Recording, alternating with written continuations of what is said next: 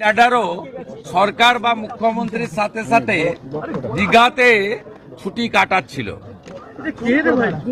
খুব দ্রুততার সঙ্গে যদি এখানে অনেক আন্তর্জাতিক বিষয় রয়েছে, তার মধ্যেও তিনি কলকাতা বা বাংলার প্রতি তার যে আবেগ, দায়িত্ব পালন করে 9:30-এ আবার ভিজিট করি।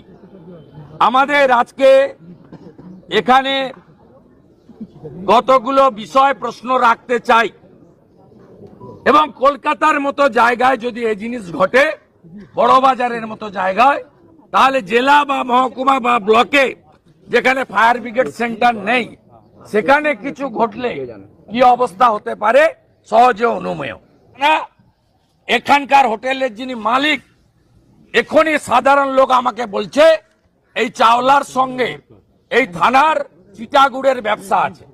ট্যাক্স, বড় major fire, hundreds of innocent life loss, এর বিরুদ্ধে আমরা আজ চুপ করে থাকতে পারি না, আমরা প্রতিবাদ চালিয়ে যাব।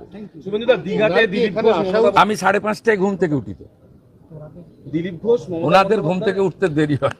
দিলীপ ঘোষ অনেক কারণ আছে, 12টার পরে ঘরে।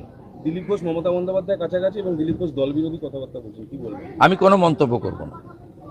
গতকালই আমার অবস্থান আমি বলেছি, আমি কোনো মন্তব্য করব না। এগুলো আপনাদের কাজ, আপনারা এগুলো করছেন পশ্চিমবাংলার পীড়িত হিন্দুদের মধ্যে হতাশা তৈরি করার জন্য।